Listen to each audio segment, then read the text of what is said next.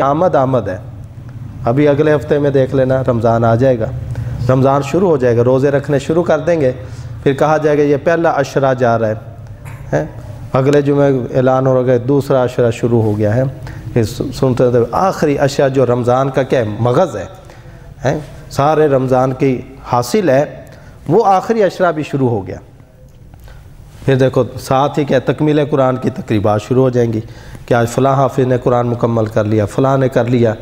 फिर यह कि यहाँ कहा जाएगा शब ईद आ गई और अगले दिन ईद।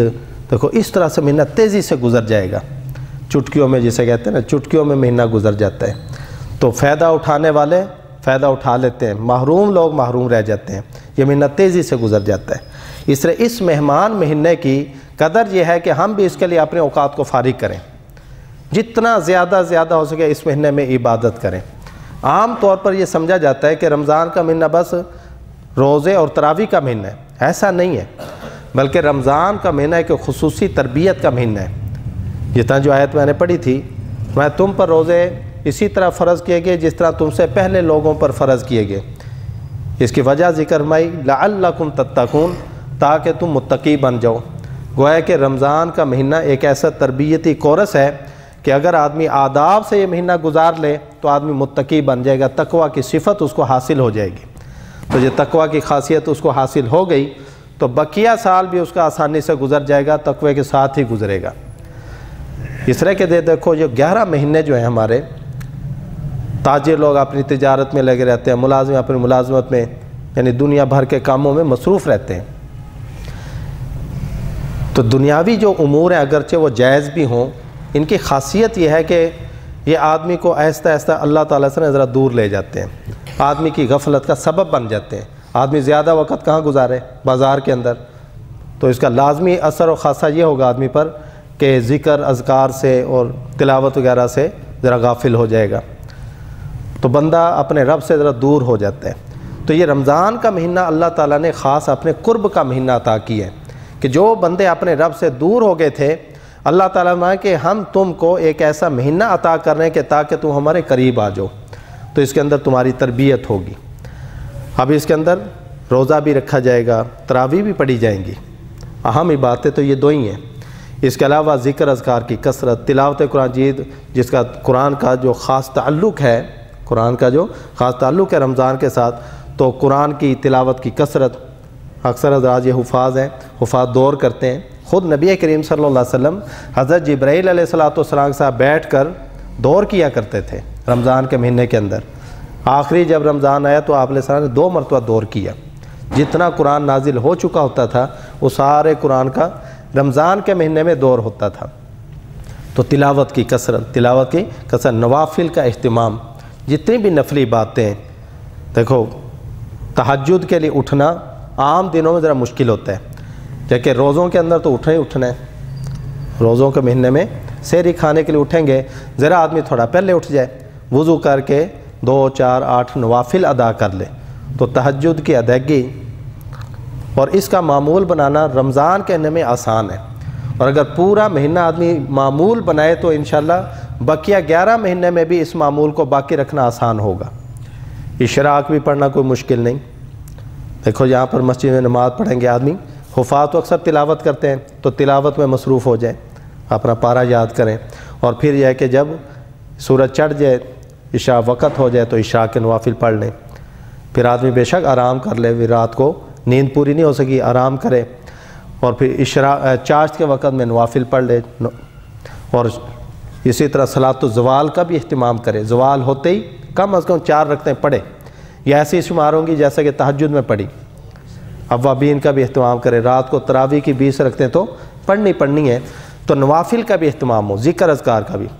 इस सब से बढ़कर जो चीज़ ज़रूरी है वो ये कि अपने आप को गुनाहों से बचाए, क्योंकि ना तकवा की खासियत तब आएगी जब कि आदमी अपने आप को गुनाहों से बचाए।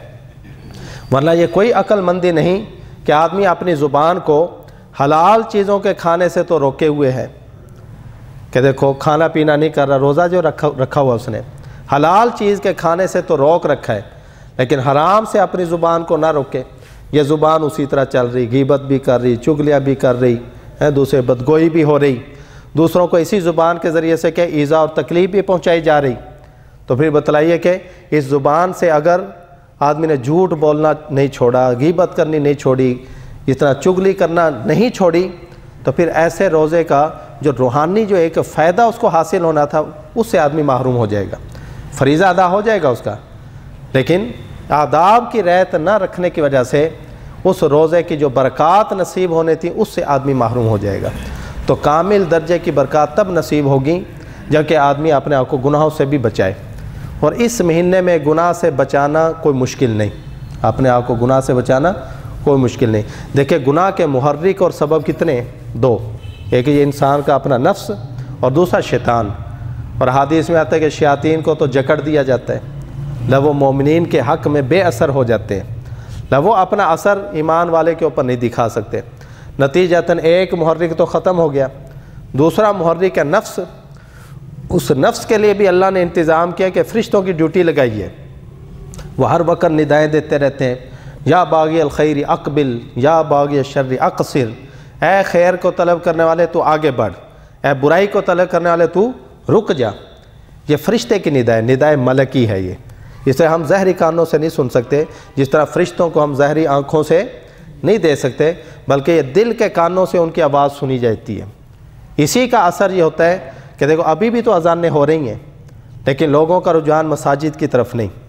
رمضان کے مہینے میں بھی اذان ہوگی، لوگ جوگ در جوگ مسجد کے اندر آ جاتے ہیں، تو معلوم کہ کوئی اور ندا بھی اس کے ساتھ مل گئی ہے، وہ ندائے ملکی تھی، وہ فرشتے کی ندا تھی جس نے اس کے دل کے دروازے کے اوپر دستک دی اور آدمی کو کھینچ کر کہاں پر لے آئی؟ مسجد کے اندر لے آئی۔ تو گناہوں سے نفرت پیدا ہو جاتی ہے، تو پھر گناہ سے بچنا اس مہینے کے اندر کوئی مشکل نہیں۔ تو پھر آدمی کو چاہیے کہ جب اللہ تعالیٰ نے اتنا ماحول عطا کر دیا ہے، دل کے اندر خیالات پیدا کرنے کے لیے فرشتوں کی ڈیوٹیاں ہیں، شیاطین برے خیالات پیدا کر سکتے تھے، ان کو قید کر دیا گیا۔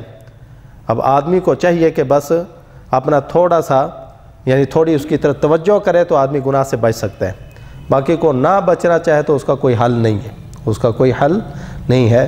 ورنہ اللہ تعالیٰ کی طرف سے ایسے انتظام کر دیا گیا کہ اس مہینے میں جو تقویٰ کی خاصیت حاصل کرنا چاہے اس کے لیے اللہ تعالیٰ نے بڑی آسانی فرمائی ہے۔ حضرت سلمان فارسی رضی اللہ تعالیٰ عنہ کی وہ حدیث میں مختصر ذکر کر دوں، مسند احمد میں یہ روایت موجود ہے۔